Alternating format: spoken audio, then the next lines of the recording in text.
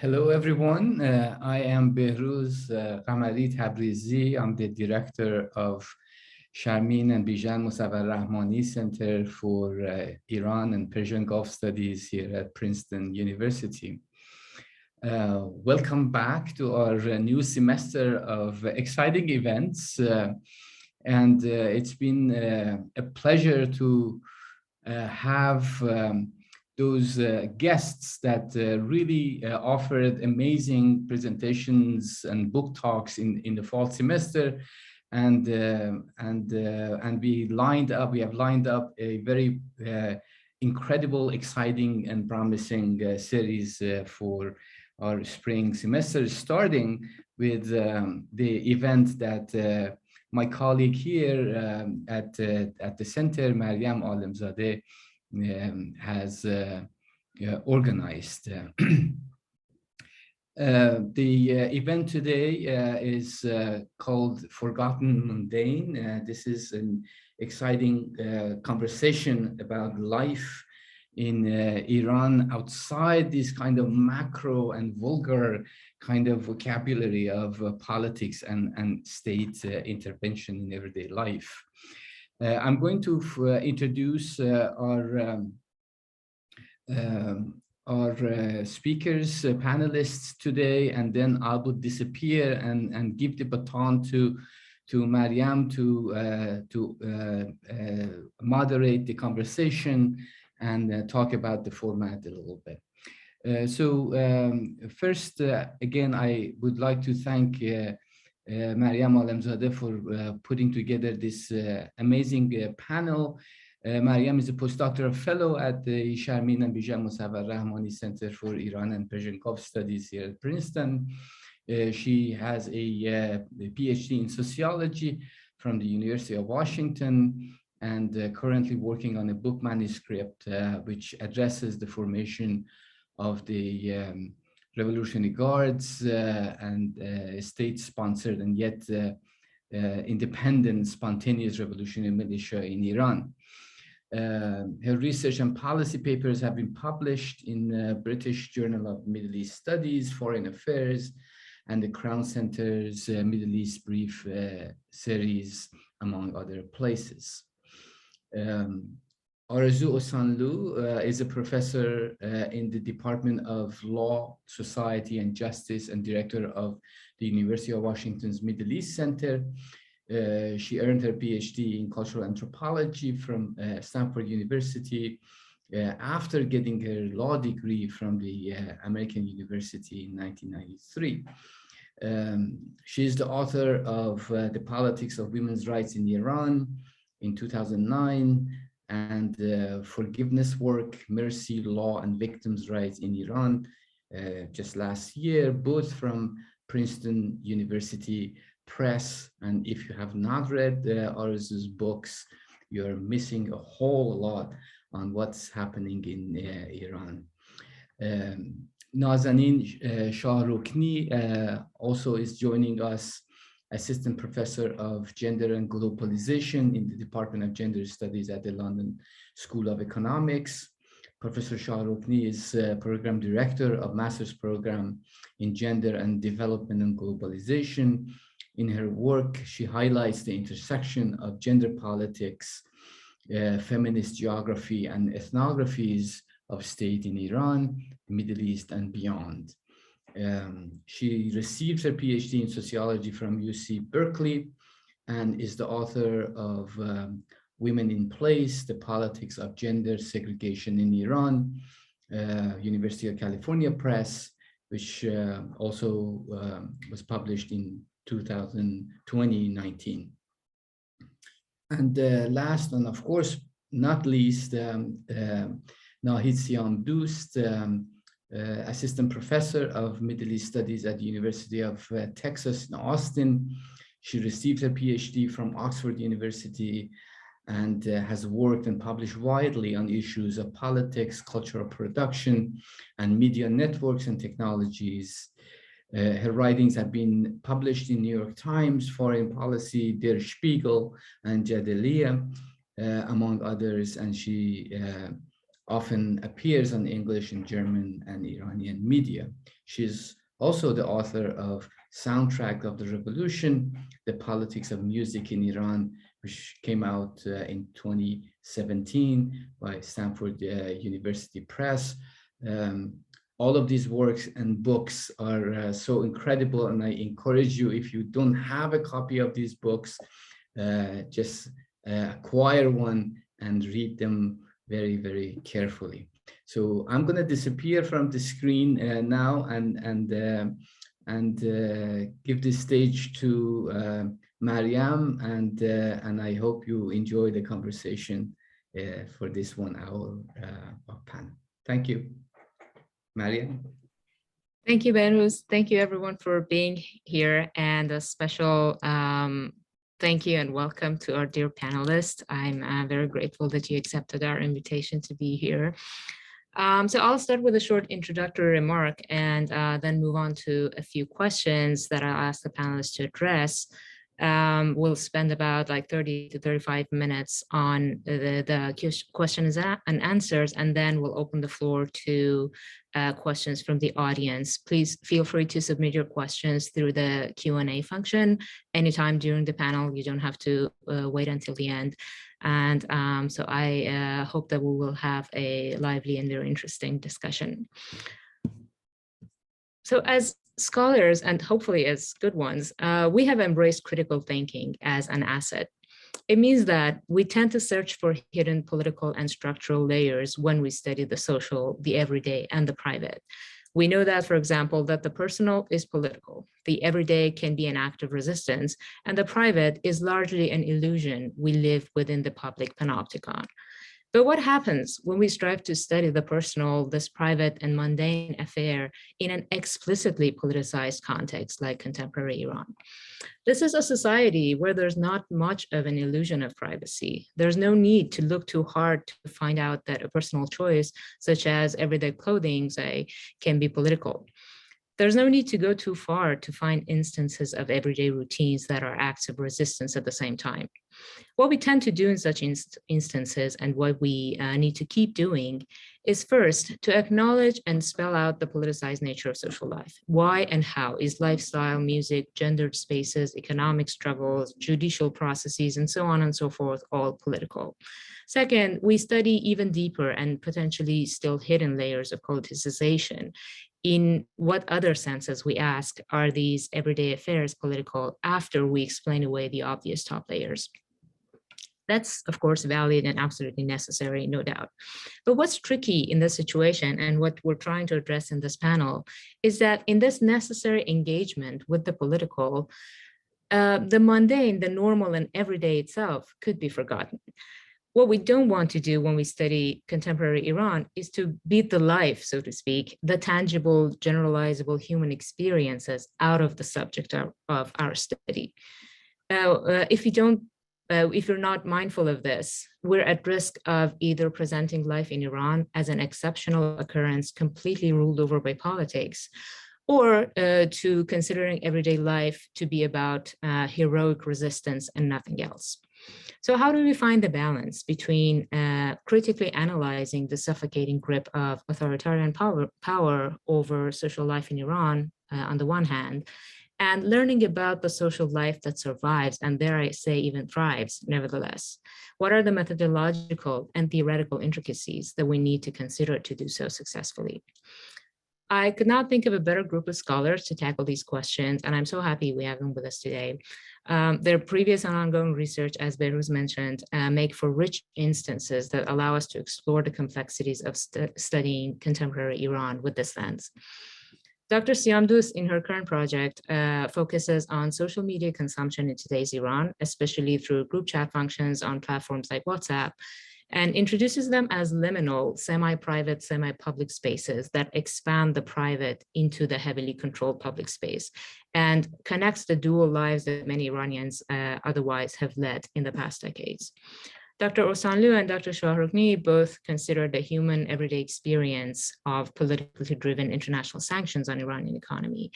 Dr. Shahrokni asks how sanctions become embedded in everyday practices of Iranian women, their unpaid labor, their emotional labor, and how this experience connects the domestic to the economic and political structures.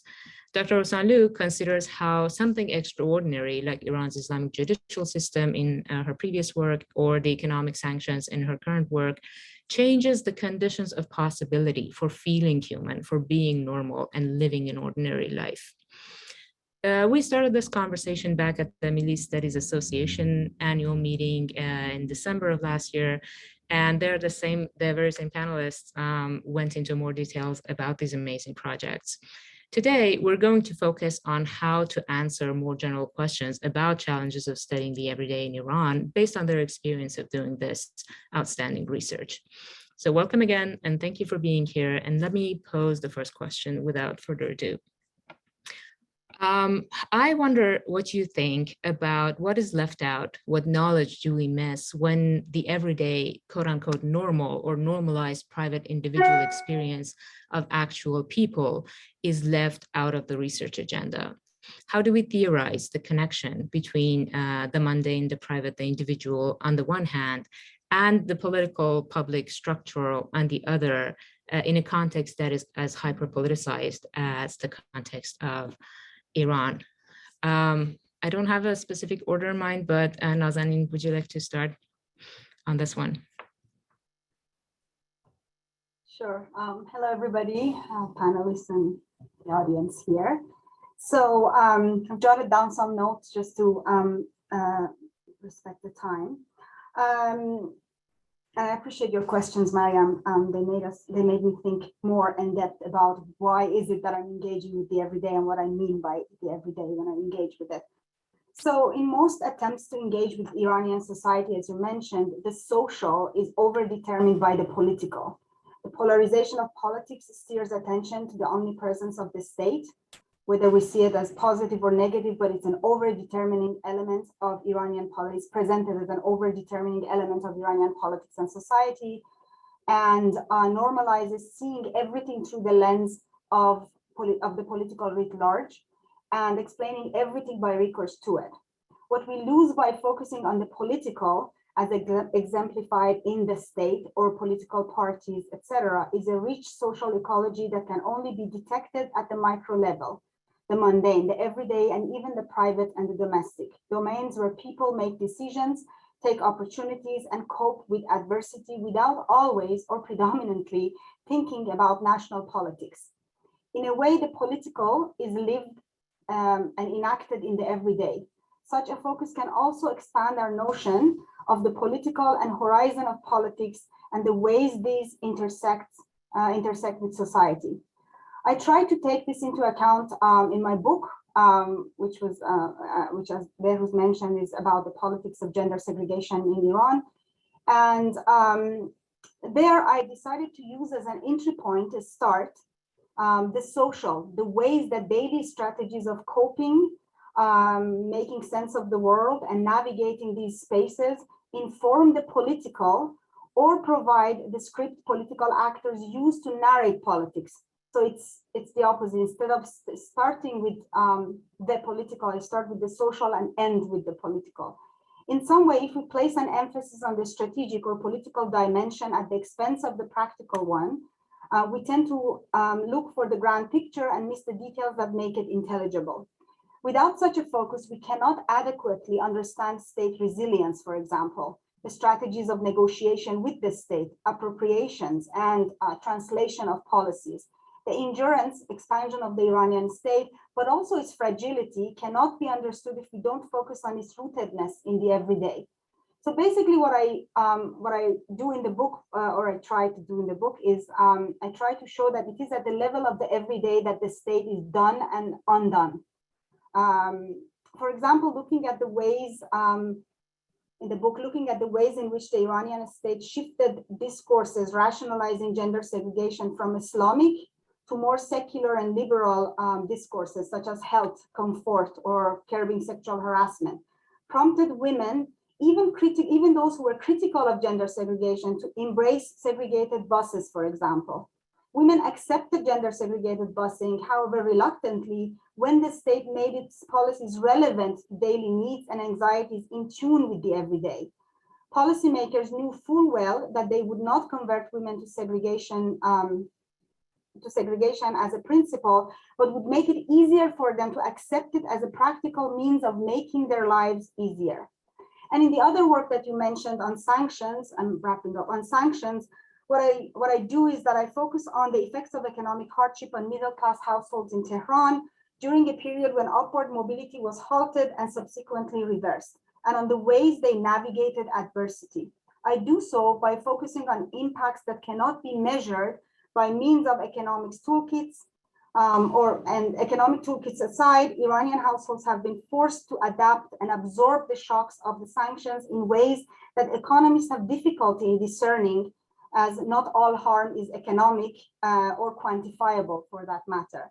But what I would have missed if I had not looked at the micro, at the households, at the level of domestic, would have been the ways in which the strategies of mitigating the harm of sanctions, the transformation of gender relations or their boundaries in everyday life. And also what I wanted to highlight in this roundtable is that yes, women were generously shared with me their pains and showed their wounds. But what I found really interesting by zooming in at the level of the mundane was their refusal to be defined by their pain, and or what elsewhere I've framed as pitiable subject. So putting this together with what I just said about and also the effects of sanctions, what I highlight is how it has erased the infrastructure for a vocal and vibrant middle class. So putting this next to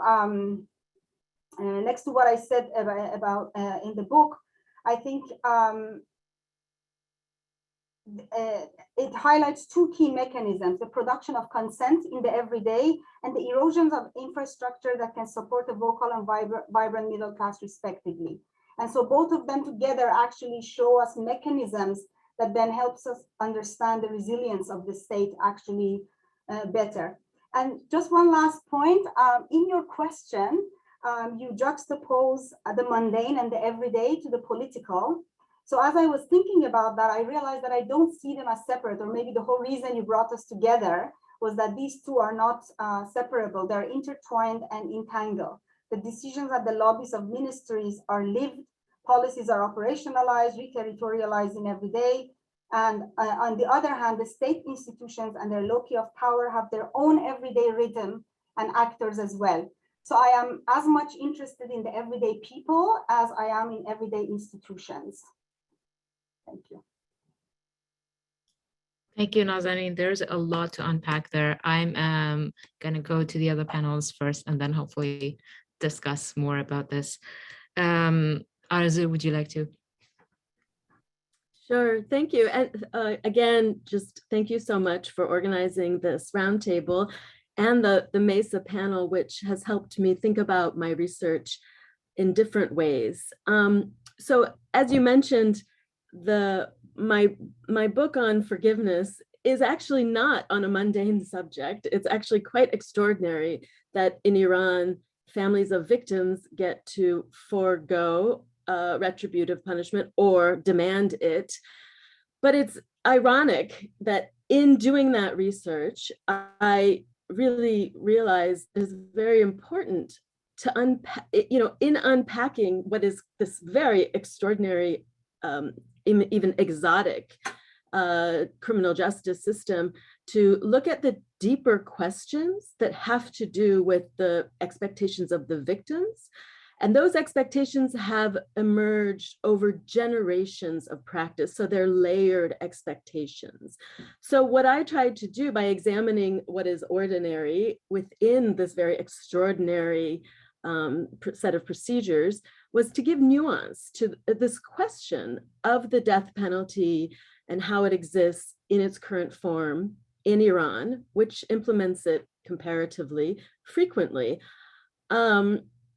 But also to arrive at a better understanding of what's involved for the families of victims not just in Iran, but in our own system. If anyone is attuned to, I mean, some of you are not in the United States, but we hear often death penalty cases in the United States where families of victims have no say.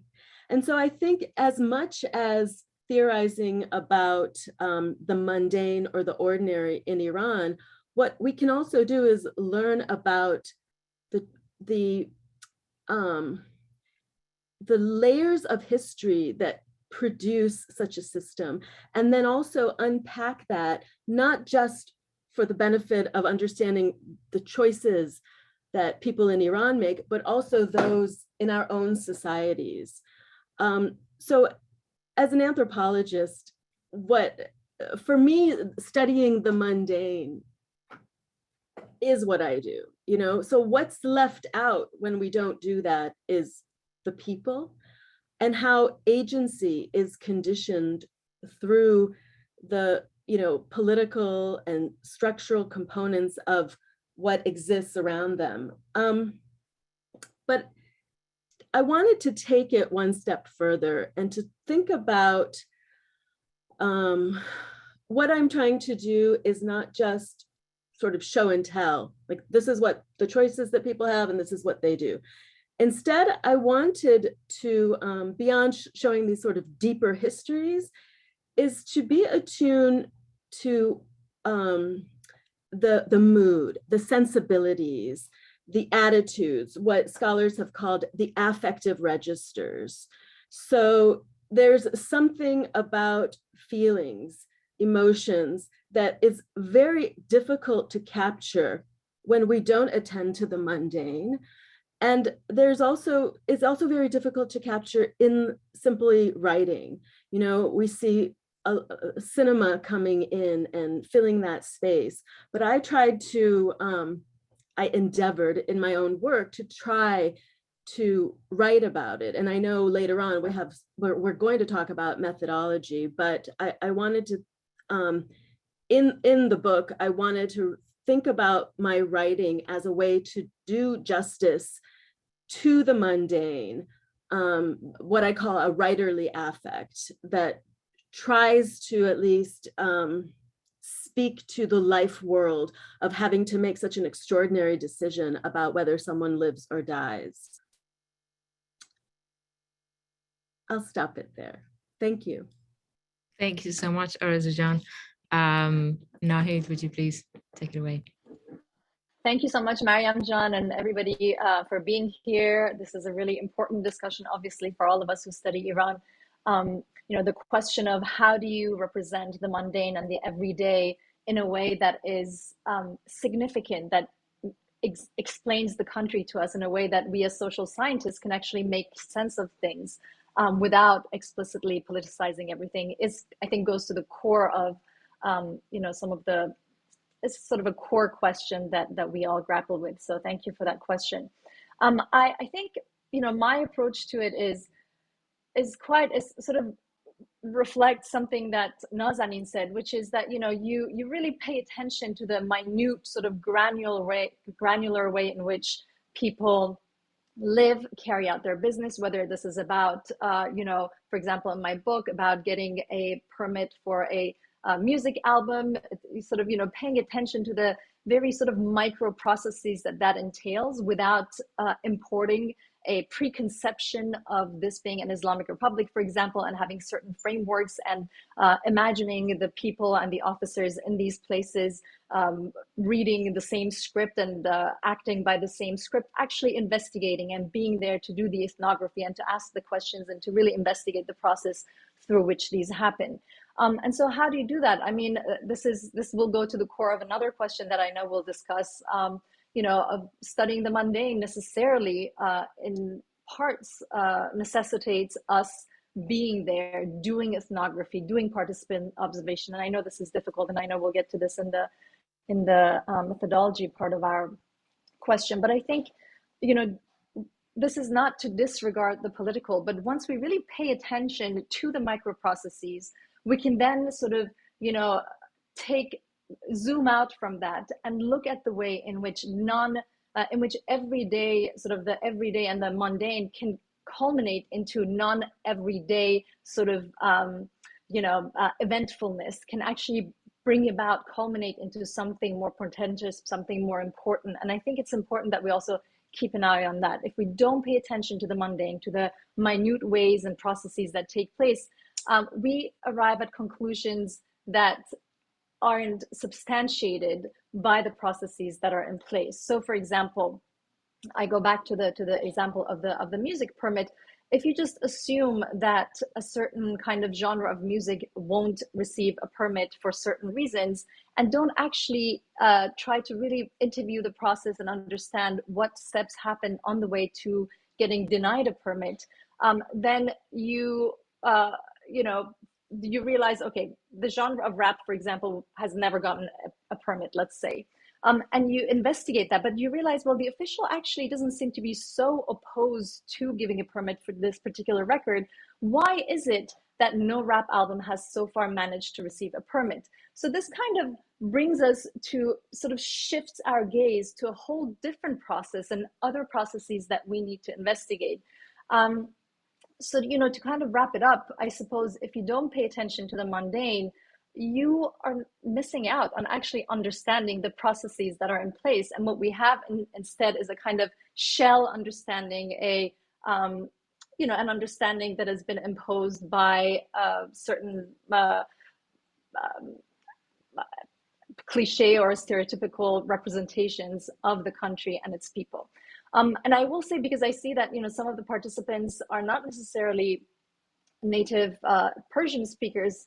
In order to do that, what we need to do in Iran and elsewhere is, of course, to have the capacity and capabilities to do that kind of research. And what that entails is being really competent in the language, for example. And that's something that I think goes to the core of us being able to really research the mundane. I think I will sort of stop there, but I will add that, paying attention to the mundane does not mean not paying attention to the politics. It really is about sort of looking at the mediative, cumulative effect of those processes, and then being able to really make a political analysis of the processes in place. Because after all, politics is about power, and understanding, for example, the ways in which perhaps the students who were in in the Sasi Mankan gentleman dance music videos that were sort of spread around a couple of years ago, they didn't do it for a political purpose. Those students were having fun, the teachers were having fun, but the mediation and distribution of those music videos, of those dance videos, actually sort of forced a political question, right, in Parliament and elsewhere, where people had to discuss the idea of the political. Yeah. That's fascinating. Thank you so much, Bijan. So if I can offer a sort of what stands out to me from your comments, all of you, is that by kind of disregarding, going directly to the political, we're not just leaving a topic of research out. We're missing out on what structures mean, how they work, the everyday institutions, as Nazanin puts it, the internal dynamics of all of them, how they react, and how they experience the deep affects of the everyday people actually gives, feeds back into the structures and how they work. And this was actually my second question, that is, how does this shift of focus, this more attuned to mundane lens, change our perception of how politics work, and thereby connects us better, situates Iranian studies better in the context of both Middle East regional studies, and how it de-exoticizes the Iranian subjects as I mentioned earlier, either heroes or suffocated, repressed individuals, and connects them back to the world of social scientific research, how it helps us generalize our findings so that it's understandable for other social scientists as well. If you could, you'd like to say more on that, please. Go ahead, whoever wants to start. Let this be a more natural flow. I'll go first. I promise to be shorter this time. So I actually thought about your question about the question of seeing Iran as exotic or exceptional.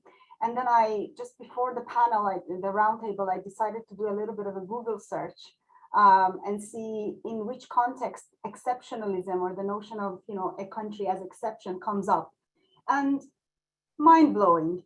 It looks like every country on earth, every region on earth actually has been framed as exceptional at one point or another. So we have Argentine exceptionalism, Jordanian exceptionalism, Middle Eastern, African exceptionalism, and then Iranian exceptionalism, Shia exceptionalism. So the list just goes on. So it just made me think, and because it's a roundtable, I'm pulling Ahmadinejad kind of trick.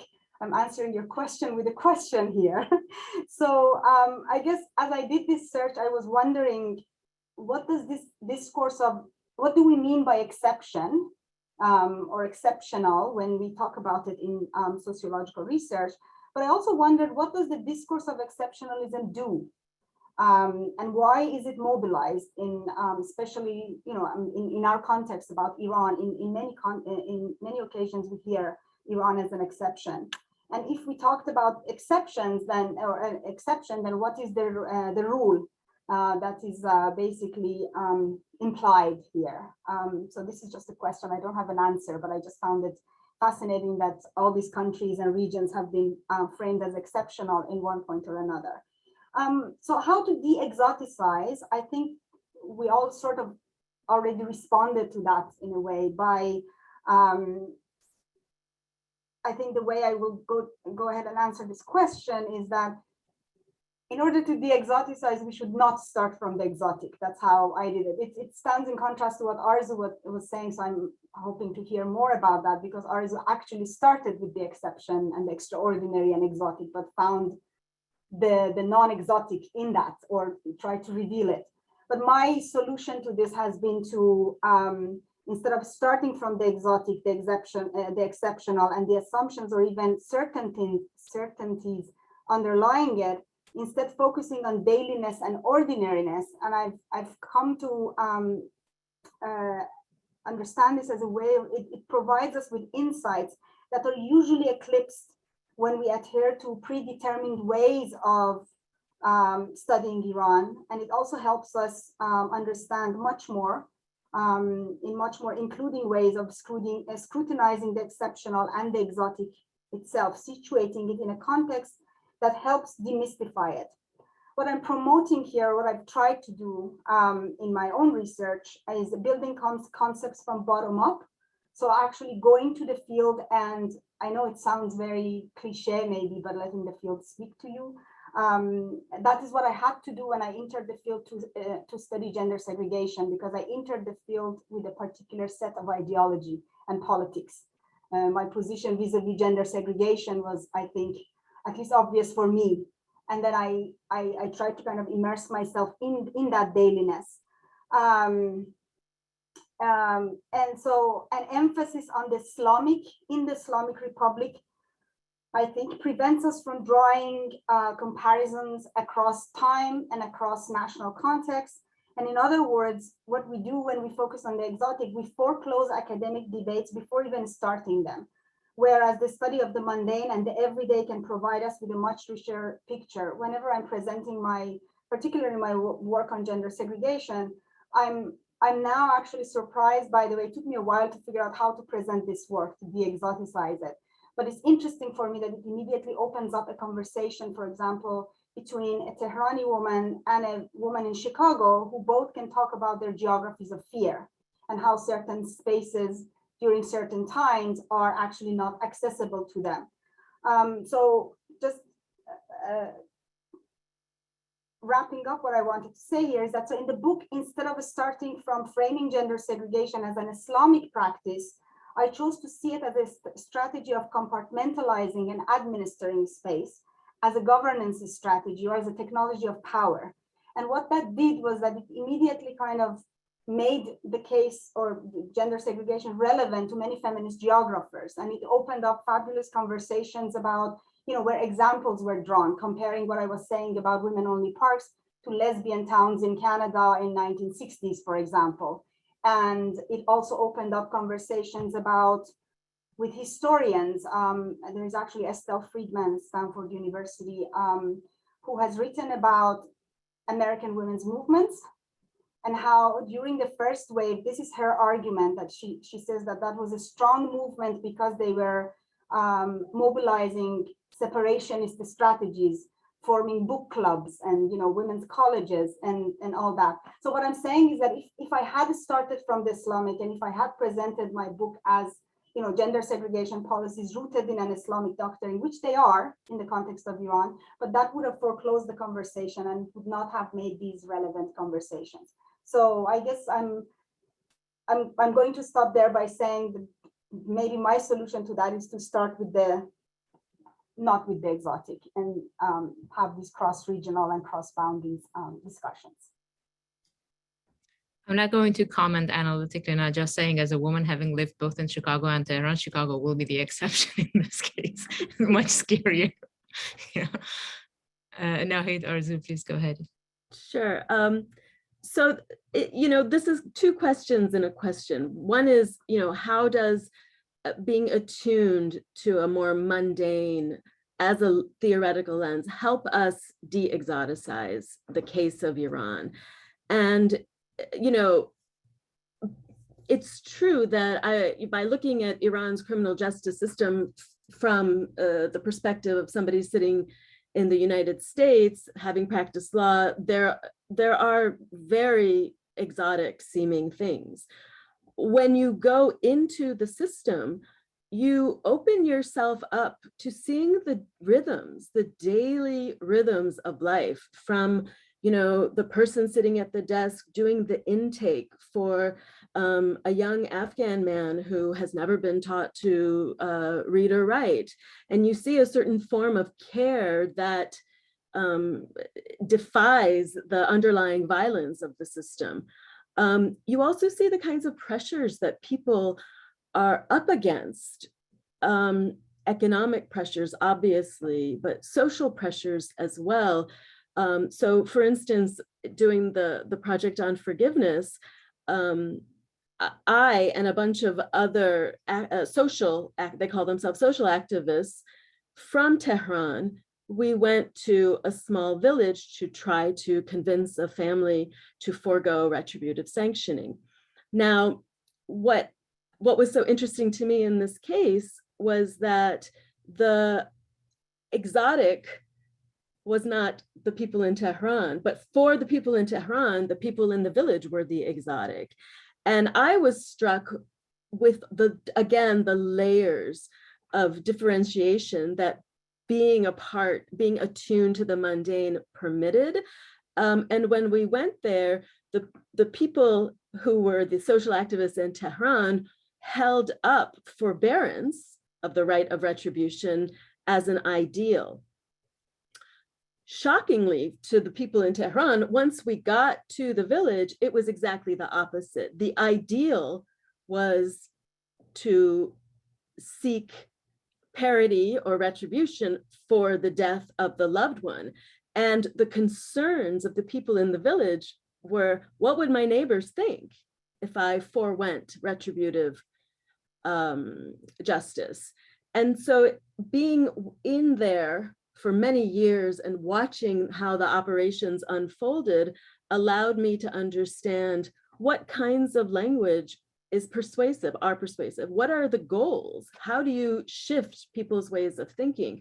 So being attuned to the mundane allows us also to kind of understand the conditions of possibility for people who are living in that world. It arrives at a very implicit concern for the broader life world, or being in the world of your interlocutors, and recognizing, the pressures, the conditions, whatever, that make their decisions, that shape their decisions, and bring them to a decision. You know, your second question within that question was, within the field of Iranian and Middle East studies, how will the de-exoticize, alter our understanding of Iran's political institutions? And I think that, you know, exceptionalism and exoticization are slightly different ways of understanding the question. But within this question, there's something very insidious in exceptionalization of Iran that has elided how it, and you can talk about Argentina, how these are all effects and part and parcel of broader global politics and policies in a connected world. It's very interesting that we're always talking about globalization and global politics, but then when it comes to, you know, Iran or the country that we want to hail as the rogue state, the one that should be isolated, they are removed from the global politics. But we have to understand that the creation of Iran as a baddie or the rogue state is part and parcel of the broader global possibilities and powers.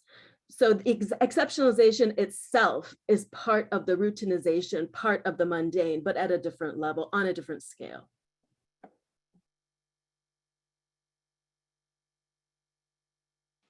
Yeah, exactly. And so, you know, that leads me to sort of think about that. And, you know, again, I'll go back to my examples. I'm researching social media, sort of, you know, people's sense of being in the world having fundamentally changed, especially over the last 2-3 years, augmented by the pandemic. So that, you know, a lot of my the people I've talked to, they say, you know, something like 60 to 70% of their lives are taking place online, and their connectivity to others is through social media apps, you know, WhatsApp and some others.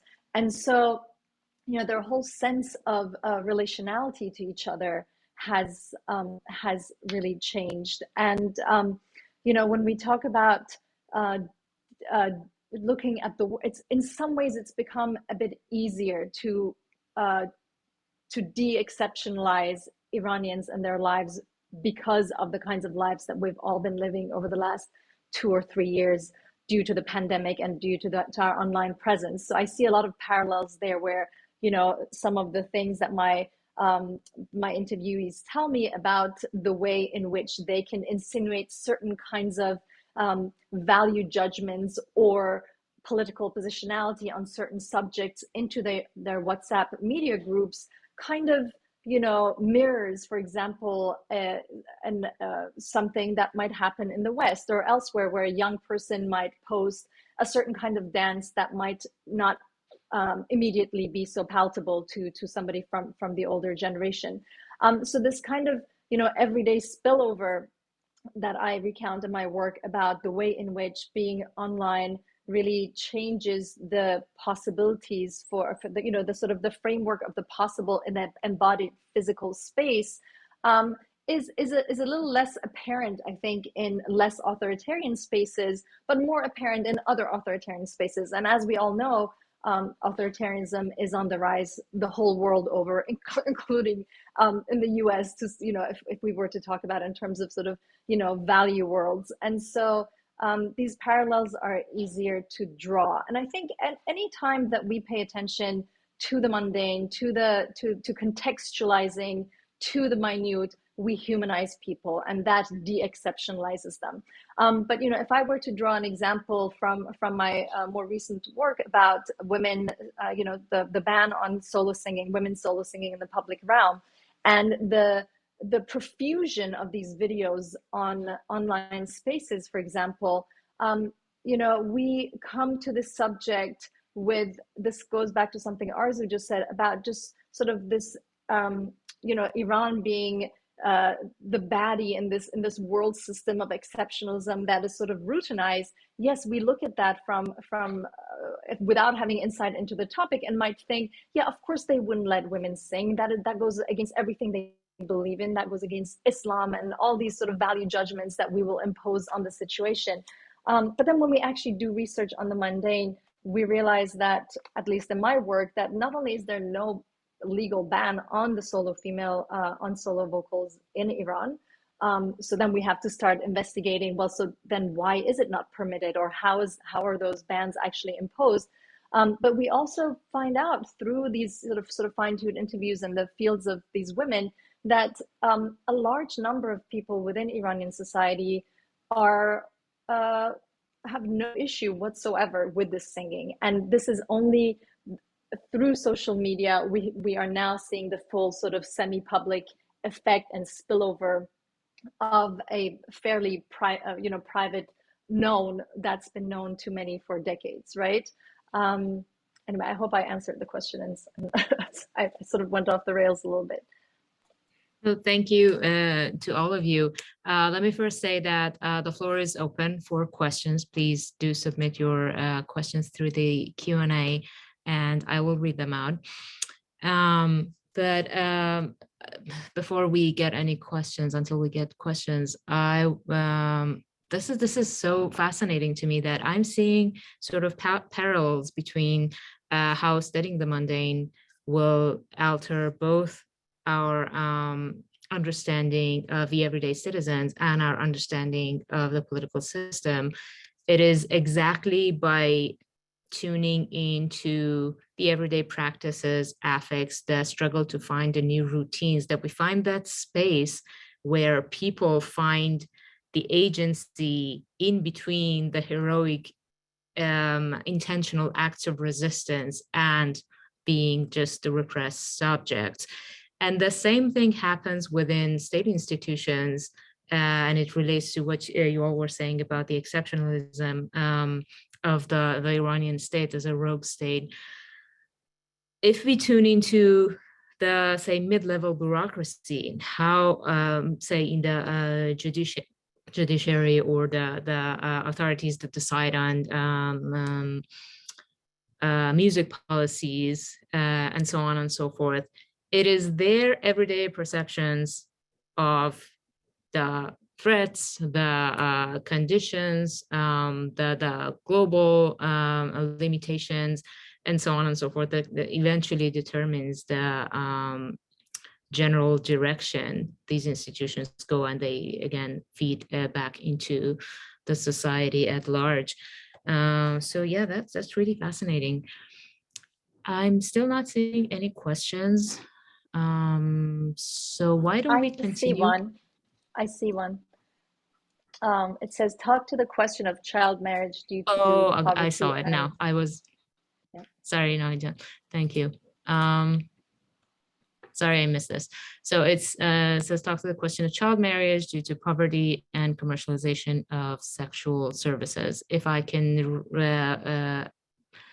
modify the question a little bit to relate it slightly more to the panel, and how would this lens affect how we see such issues, how we study such issues?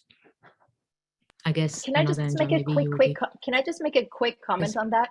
Because it kind of, the question almost seems to go counter to the conversation we've had, and which is sort of, highlighting these exceptional processes that are happening. And on that point, I want to say, everything I've said, by that, I didn't mean we shouldn't really be paying attention to real, issues and problems that are happening in Iran because of the particular economic and political processes that are in place, and the kinds of social ills that we have, such as child marriage and all of that. So, studying the mundane and the everyday does not mean just closing our eyes to the realities that exist. And I'll hand it over to Nazanin.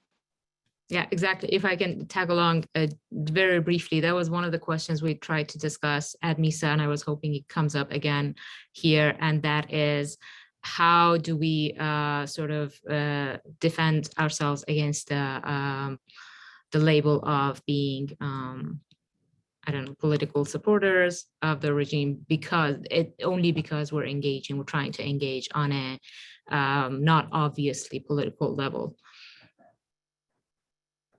I can speak to that a little bit, maybe. Even this question, as Behru said in the introduction, I used to be a lawyer, and I studied human rights law in Washington, D.C. And What was very interesting to me was that my colleagues in law school who were also interested in studying human rights law, there was a very interesting way in which they always already knew about all the bad things that are happening in Iran in particular, and also outside of that. And myself, having been born in Iran, although I left when I was 2, I didn't know any of those things. And it wasn't because I didn't read the newspaper. It was because, you know, I knew 3 Iranian women. They were my mother, they were my grandmother, they were my aunt, and they weren't oppressed, far from it, right? So my quest began specifically with these hard questions that are reified, right? They're flattened.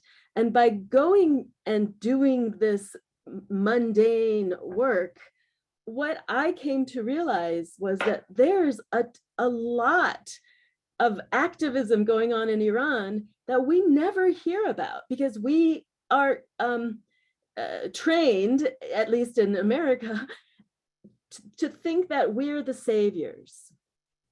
And we don't realize the nuances. And so my first project about the politics of women's rights was really to understand what kind of activism works in Iran, what kinds of activism makes a difference, and what kinds of activism do the women there want.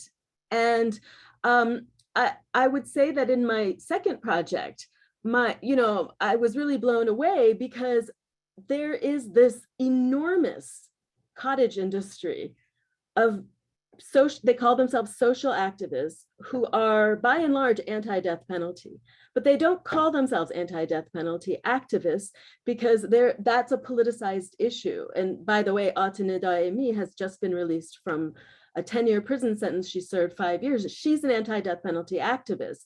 But when I saw the social activists working, not only were they very persuasive, but they worked hand in glove with the judiciary.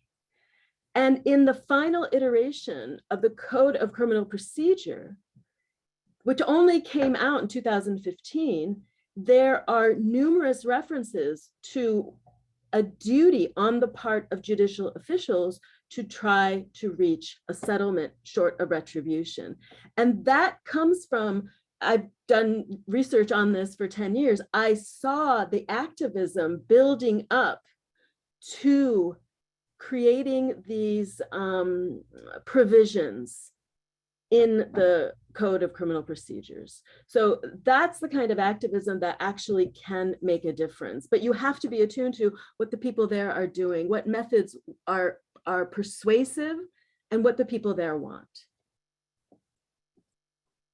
Can I just come in? I have a question actually for the panel. Speaking of the challenges, also because you had posed the question, Maryam, about the methodological challenges of studying the everyday, and now listening to Arzoo, I felt that